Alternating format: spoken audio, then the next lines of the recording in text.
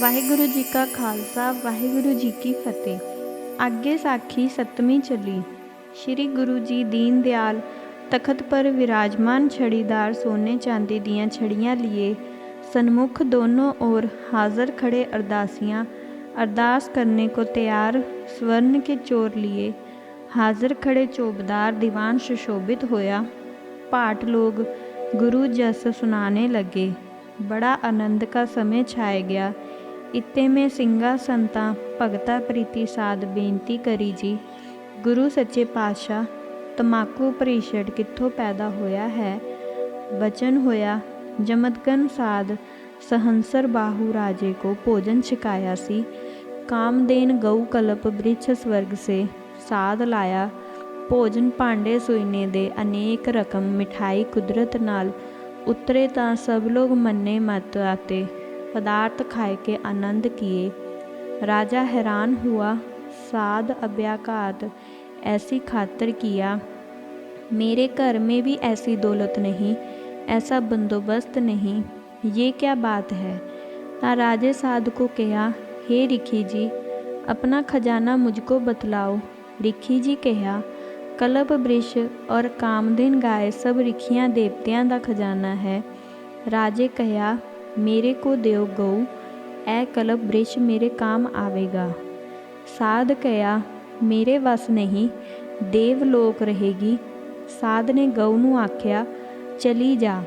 गऊ उड़ गई। राजे बाण मारे तां गऊ दी देह छेदी गई। रत वै तुरी। सराप दिता, साधु और गऊ ने जिथे रत डिगे उत्थे तमाकू पैदा होवेगा। तमाकू नूं जो कोई पीवेगा उसदे जन्म कर्म भ्रिष्ट होणगे। जे तमाकू दा धुआं भी मुख तथा नक दे अगे आवे तथा मुश्क जे पीने जैसा दोष है। तमाकू हुक्के दा देखना गऊ दे मुरदार जैसा है। 5 पाठ श्री जपजी साहिब दे करे ते बख्शावे तो सुध होवेगा। श्री वाहिगुरु जी जाप करे। हे सिखो, तमाकू देखना और पीना वर्तना, पीण वाले का संग करना और किसी को पीने का उपदेश देना एक समान पाप है। ता एक सिख ने अर्ज करी, जी सच्चे पातशाह ऐसी खराब चीज़ बड़े दोष वाली जगत में चालू क्यों हुई है। सुनकर गुरु जी ने वचन किया, रजे ना कोई जीव्या कूड़े परवासे, कली अंदर नानका जिन्ना दा अवतार, पुत जिनुरा धी जिनुरी, जोर जिन्ना का सिकदार। अकबर दा बेटा जहांगीर धर्मात्मा पातशाही चुकता सी। उसनूं पेट दुखने की बीमारी सी। दवाई बहुत करी पर राजी होण विच ना आवे। तब एक दिन पातशाह गुस्से में आया। सब हकीमों को कहा, अभी जेकर 8 रोज अंदर अच्छा ना हुआ तब तुम्हारी जगीर मनसब जब्त करन दा हुक्म देऊँगा। ता हकीम लोग सुनकर बहुत चिंतातर होए। आपस में मिलकर सलाह करी, जे बीमारी जाने वाली नहीं पर तमाकू में गुड़ मिला के कूट के हुक्के में पानी पाके नीचे दे ऊपर चिलम में रख कर पातशाह को पिलावो, रोग दब जाएगा। पीछे कहेगे जे पियोगे ता रोग जाएगा। ऐसे सलाह कर सोने का हुक्का बनाकर तैयार करवा के पातशाह के सामने ला हाजिर किया। पीने से रोग दब गया। तब पातशाह बहुत खुश होया और इनाम दिया और गुरु का शब्द पढ़िया, 3.5 मन देवरी चले पानी अन्ने, अन्न पानी दे शरीर वस है। इस थों बिना बाबा होर खाना खुशी खुआर, जितो खादे तन पीड़िए मन महे चले विकार। ओह खाना खुशी खुआर हकीमा अपना वक्त लंघा लिया सी रोगी वास्ते, पर सूर कुत्ता माफ़ है। जान रखनी रवा है उसकी जान रखने वास्ते, पर पास वाले लोगों को दुर्गंधी और धुआं बहुत आवे। तब लोग बहुत दुखी होके एक दिन अपने पातशाह दे हजूर अर्ज करी, जहाँ पना दवाई बेशक बहुत अच्छी है पर इसकी बास बहुत ही खराब है, इसके अंदर का पानी भी खराब हो जाता है। पातशाह सुन के मन विच विचार करन लगा कि मैं तो छड्ड नहीं सकांगा। मन में ऐसा सोच हुक्म दिया, जो इसको नहीं पिए मेरे दरबार में नहीं आवे। उसी वक़्त सब पीन लगे। घर घर देखने को सिपाही छुट्टे। हुक्म हुआ मसाला खुशबू वाला दे के कुट बना दुकाना पे बेचना शुरू करो।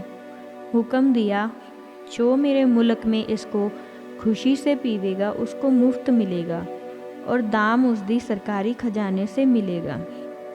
तद तो यह जगत विखे प्रसिद्ध होया। इस वाक नूं सुन के सारी संगत बड़ी प्रसन्न हुई। सिखो तुसां सुन के सच नहीं मनना। दिज हिंदू शास्त्र में लिखते हैं कि शलगम गाजरा ते मसर गऊ दे रत थे पैदा होए। सब झूठ है। इन्हां चहूआं दा रूप और सर्वाद नियारा है। ये तां रिख्या दा आहार हन। चौपाई श्री गुरु जी कथा सुनावे, सिख गुरु के जस को गावे। मन में ऐसी करे विचार, तमाकू को छोड़े निर्धार। बेचे पीवे जो कोई ओ चले नरक मजार। हरि का दर्शन ना होवे, पूजा पाठ सब निहफल। जहांगीर ने जोर दे के हुक्म नाल लोभ लालच दे के तमाकू पिला के हिंदू मुसलमान का धर्म ईमान छीन लिया। खालसे ने इसका त्याग किया ता इस पवित्रताई से सिंह पंथ का तेज प्रताप बढ़ता जाए। सूरबीर सब सिंह हटिए हुए। एक दिन श्री गुरु जी महाराज बड़ी प्रसन्नता संयुक्त बैठे थे। तब इतने में एक काजी दिल्ली से चल कर आया, सलाम करी और हजूर में बैठ गया। सब देखकर अचरज हुआ। एक अर्ज करी जी, सच्चे पातशाह हिंदू सारे गाय का दुध पींदे वरतते हैं और असी सूर का कुछ वरतते नहीं। गुरु जी ने वचन किया, गऊ बैल माता पिता है। दुनिया के जैसे मापियों का सब कुछ खाईदा है और उन्हां दी रक्षा करनी जोग है, तैसे दुध घ्यो गऊ का खाना माफ़ है और रक्षा करनी गऊ दी स्वभाव है। जैसे माँ दी हत्या करनी है तैसे गऊ दी हत्या करनी है। मारने नालों जिउंदे गऊ बैल दा नफ़ा बहुत होवे है। दुध घ्यो बच्चे बहुत हुंदे हन। तुहाडा पैगंबर सूर को मारने गया सी खाने दा इरादा करके। शिकार दे बहाने जाके तुक सुर को मारी। तक कर उल्टा सुर ने दौड़ के ढा लिया। मसां जान बची, तोबा करी। 4 आदमी रलन ता सूर मरदा है। चौं दा इतफाक ना हुआ, मारिया नहीं जाता। पर सूर दा मारना और खाना भी बड़ी बहादुरी है। काजी ने खुश होकर सलाम किया और पूछा, खुदा की है? बचन होया, जिसका बीज नहीं वह चीज़ भी नहीं। जिसकी शक्ति से दुनिया पैदा हुई है वो आप भी है। ਸਿੰਘਾ हथ जोड़ के पूछया, जी महाराज ਧੀਆਂ ਦਾ ਮੁੱਲ ਲੈਣਾ और ਧੀਆਂ ਦਾ ਮਾਰਨਾ इस विच की दोष है? किरपा करके दसो जी। बचन होया, ਜਿਹੜੇ ਧੀ ਦਾ ਤਾਨ ਆਖਦੇ ਹਨ ਉਹ ਫਿਰ ਦੇਣਗੇ, ਜਿਹੜੇ ਧੀ ਦਾ ਤਾਨ ਖਾਂਦੇ ਹਨ ਉਹ ਫਿਰ ਦੇਣਗੇ। ਜੇਕਰ ਕਰਜ਼ਾ देना होवे तो ਧੀਆਂ ਦਾ पदार्थ क्या ग्रहण का दान लैकर भी देण का दोष नहीं। ऋण हत्या का बड़ा पाप है। ਜਿਹੜੇ ਧੀ मारते हैं उन्हां को कुल हत्या का पाप होता है। सप की, कुत्ते की, बघियाड़ की, गिद्दड़ की, इल शेर इत्यादिक जुन्ना मिलणगियां। होर किसी जन्म उसके घर अंश न होवेगी। कुल मारी जाएगी और 7 कुल नरक नूं जाणगियां। 96 करोड़ यादव दा बधिया सी। उस समय कुड़ी कोई नहीं सी मारदा, नाले विधवा धरेवां कर लैंदियां सन। चाचे मामे दी धी विआह लैंदे सी। रंडा कोई नहीं सी रहिंदा। अब होर जातां से साक करन दी रीत चली है। 1700 बरस हुआ है मर्यादा चली को। पुत्र कोई नहीं मारदा। चौपाई श्री गुरु जी महली गए, सिखा अपने घर को आए। मिलकर कहे धन है गुरु जी, 10वें अवतार प्रगट है हरि जी। आगे साखी 8वीं चली। दोहरा श्री गुरु जी केसगढ़ बैठे, मध्य दीवान ज्ञानी ध्यानी चरण को सेवो बहु गुणवान। हथ जोड़ के सिंगा अर्ज करी जी, सच्चे पातशाह अरदासियाँ अरदास करी। ਸ਼੍ਰੀ ਗੁਰੂ ਗਰੀਬ ਨਿਵਾਸ ਜੀ ਨਾਲੇ ਹੁਕਮ ਹੈ, ਕੇਸਾਂ ਸਵਾਸਾਂ ਦਾ ਸਹਾਈ। ਸ਼੍ਰੀ ਵਾਹਿਗੁਰੂ ਅਰ ਨਾਲੇ ਆਖੀਦਾ ਹੈ, ਕੇਸ ਗੁਰੂ ਕੀ ਮੋਹਰ ਹਨ। ਤਾਂ ਬਚਨ ਹੋਇਆ, ਹੇ ਸਿੱਖੋ ਪਿਆਰਿਓ, ਕੇਸ ਸਭ ਕੋਈ ਰੱਖਦਾ ਹੈ। ਰਾਜੇ ਮਕਰ ਦਾ ਰਾਜ ਸੀ। प्रजा को कोई हुक्म करे, काम कहे कोई ना मने। तब राजे ने बहुत लोगों को कैद किया। ਤਾਂ ਸਾਰਿਆਂ ਰਲ ਕੇ परमेश्वर पास फरियाद करी के, हे दीनानाथ, राजा और राजे के नौकर अंधे हो जाण ਅਤੇ ਅਸੀਂ ਕੈਦੋਂ ਛੁੱਟੀਏ। ਤਦੋਂ ਪਰਮੇਸ਼ਵਰ ਨੇ ਫਰਿਆਦ ਸੁਣੀ ਔਰ ਰਾਜੇ ਨੇ ਜੋਤਸ਼ੀ ਪਾਸੋਂ ਪੁੱਛਿਆ ਕਿ ਪ੍ਰਜਾ ਦਾ ਤੇਜ ਕਿਵੇਂ ਘਟੇ। ਤਾਂ ਜੋਤਸ਼ੀ ਨੇ ਵਿਚਾਰ ਕੇ ਆਖਿਆ ਕਿ हे ਰਾਜਾ, ਪ੍ਰਜਾ ਦੇ ਕੇਸ ਸਿਰ ਮੂੰਹ ਮਨਵਾ ਦਿਓ ਤਾਂ ਤੇਜ ਘਟ ਜਾਏਗਾ। ਰਾਜੇ ਨੇ ਹੁਕਮ ਦਿਆ, ਮੈਂ ਯੱਗ ਕਰਨਾ ਹਾਂ, ਸਭ ਸਿਰ ਮੁਨਾ ਕੇ ਸ਼ੁੱਧ ਹੋ ਕੇ ਇਸ਼ਨਾਨ ਕਰਕੇ ਆਓ। मेरे घर प्रसाद बर्फी लड्डू पेड़ा छको, एक मोहर दखना देऊँगा। सुनते ही ब्राह्मण लालची सिर मुनाकर देश देश ते आए कर कहा, जय होवे राजा की। तां ब्राह्मणा को देखकर और जातां भी सिर मुना के आ गईयां। बड़े भारी किले में सब सिर मुन आए हन। तब राजे हुक्म दिता, सबको कैद कर दिता। लोकां फिर परमेश्वर अगे प्रकार करी, परमेश्वर जी ने ना सुनी। केसां तो बिना प्रेत दा रूप है। ब्राह्मण प्रेत सा ताइए आखदे हन, सिर मुनने से प्रेत होता है। तां असी कथा को श्रवण करके संगत बड़ी खुश हुई। तां ਸਿੰਘਾ अर्ज करी, सच्चे पातशाह ਜਿਹੜੇ ਅੰਮ੍ਰਿਤ ਛਕ ਕੇ ਮਨਾਉਂਦੇ ਹਨ ਜਾਂ ਕੇਸ ਨੰਗੇ ਮਾਰੀ ਰਾ ਜਾਂਦੇ ਹਨ, ਤੁਰਕਾ ਜੈਸਾ ਹੋ ਜਾਂਦਾ ਹੈ। ਬਚਨ ਹੋਇਆ, ਉਹਨਾਂ ਦੀ ਮੱਤ ਮਾਰੀ ਜਾਂਦੀ ਹੈ। ਕੈਸੇ ਨੰਗਰ ਰੱਖਣ ਦਾ ਦੋਸ਼ ਹੈ। 2 ਪੱਗਾਂ ਰੱਖਣੀਆਂ ਚਾਹੀਏ, ਜੇ ਵੱਡੀ ਲੈ ਜਾਵੇ ਤਾਂ ਛੋਟੀ ਰਹੇ। ਨਿੱਕੀ ਪੱਗ ਨਾ ਲਾਉਣੀ। ਜਿਹੜੇ ਕੇਸ ਮੁੰਦੇ ਹਨ ਉਹ ਪਿਛਲੇ ਜਨਮ ਭੇਡਾਂ ਦੀ ਜੁੰਨੀ ਸਨ, ਅਬ ਭੇਡ ਦੀ ਚੁੰਨ ਪਾਣਗੇ। ਖੋਟੇ ਕਰਮ ਦਾ ਫਲ ਹੈ। ਗੁਰੂ ਥੀ ਬੇਮੁਖ ਹਨ। ਤਾਂ ਸਿੱਖਾਂ ਨੇ ਅਰਜ਼ ਕਰੀ, ਜੀ ਸੱਚੇ ਪਾਤਸ਼ਾਹ, ਜਿਹੜੇ ਭੇਡਾਂ ਦੀ ਜੂਨ ਪਏ ਹਨ ਉਹ ਸਾਨੂੰ ਦਿਖਾਈਏ, ਜੋ ਅੰਮ੍ਰਿਤ ਛਕ ਕੇ ਕੇਸਾਂ ਦੀ ਬੇਅਦਬੀ ਕਰਦੇ ਹਨ। ਬਚਨ ਹੋਇਆ, ਹੇ ਸਿੱਖੋ, ਭੇਡਾਂ ਦਾ ਅਯਾੜ ਲਿਆਓ। ਸਿੱਖ ਭੇਡ ਲੈ ਆਏ। ਗੁਰੂ ਜੀ ਨੇ ਬਹੁਤ ਮਾੜੀਆਂ ਨਿਕਾਲੀਆਂ। ਉਹਨਾਂ ਕੋ ਅੰਮ੍ਰਿਤ ਛਕਾ ਦਿਆ ਖੰਡੇ 7 ਮੰਤਰ ਪੜ੍ਹ ਕੇ। ਉਸ ਵੇਲੇ ਭੇਡਾਂ ਬੋਲੀਆਂ ਔਰ ਆਪ ਮੁੱਖੋਂ ਫਤਿਹ ਗਜਾਈ। ਤਾਂ ਪੁੱਛਿਆ, ਤੁਸੀਂ ਐਸੀ ਜੂਨ ਕਿਉਂ ਪਈਆਂ? ਭੇਡਾਂ ਅਰਜ਼ ਕਰੀ, ਅਸਾਂ ਖੰਡੇ ਦਾ ਅੰਮ੍ਰਿਤ ਛਕਿਆ ਸੀ ਔਰ ਸਿੰਘ ਸਜਾਏ ਸੀ। ਖੋਟਿਆਂ ਦੀ ਸੰਗਤ ਕਰਕੇ ਕੇਸ ਦਾੜੀ ਮੁਨਾ ਦਿੱਤੀ ਸੀ। ਹੁਣ ਧਰਮ ਰਾਏ ਸਾਨੂੰ ਭੇਡਾਂ ਦੀ ਜੁੰਨੀ ਪਾਇਆ ਹੈ। ਅਸੀਂ ਹੋਰਨਾਂ ਥੇ ਤਾਂ ਬਹੁਤ ਮਾੜੀਆਂ ਹੋ ਗਈਆਂ, ਜੋ ਸਾਡਾ ਮਨ ਮੈਲਾ ਖਾਣੇ ਕੋ ਨਹੀਂ ਕਰਦਾ। ਸੱਚੇ ਪਾਤਸ਼ਾਹ ਹੁਣ ਸਾਨੂੰ ਬਖਸ਼ ਲਓ। ਸਿੱਖਾਂ ਦਾ ਜਨਮ ਪਾਈਏ ਔਰ ਗੁਰੂ ਕੀ ਟਹਿਲ ਕਮਾਈਏ।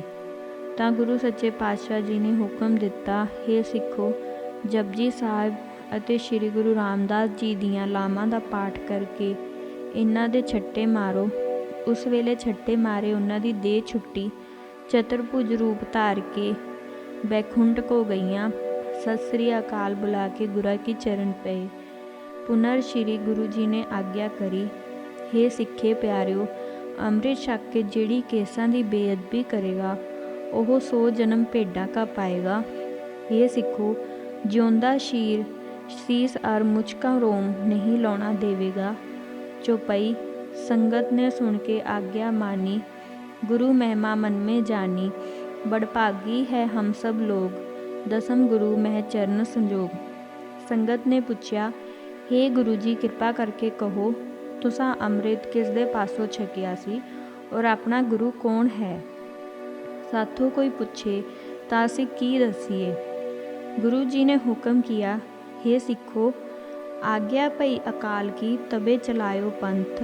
सब सिखन को हुक्म है, गुरु मान्यो ग्रंथ। हे सिखो, जपजी श्री ग्रंथ साडा गुरु है। अस किरपान खंडो खड़ग तुपक तरब तीर, सैफ सरोही सेहती यही हमारे पीर। राखे जो इस रहत को, ओहो है मेरा तास। बड़भागी वो जानियो रहे हमारे पास। हे सिखो, असां तुरकां नाल बहुत जंग करना है। खंडे दा ਅੰਮ੍ਰਿਤ ਛਕ ਕੇ ਸਿੰਘ ਤੁਰਕ ਦਾ ਬੀਜ ਨਾਸ ਕਰਨਗੇ। ਵਾਹਿਗੁਰੂ ਨਾਮ ਪਾਪਾਂ ਕੀ ਮੈਲ ਕੋ ਸਾਬੁਣ ਹੈ। ਜਿਉਂ-ਜਿਉਂ ਸਾਫ਼ ਕਰੀਏ ਤਿਉਂ-ਤਿਉਂ ਮੈਲ ਜਨਮ ਦੇ ਪਾਪਾਂ ਦੀ ਧੋਤੀ ਜਾਏਗੀ। ਫਿਰ ਮੁਦਾ ਕਬਲ ਉਲਟ ਕੇ ਸੁਦਾ ਹੋ ਜਾਏਗਾ।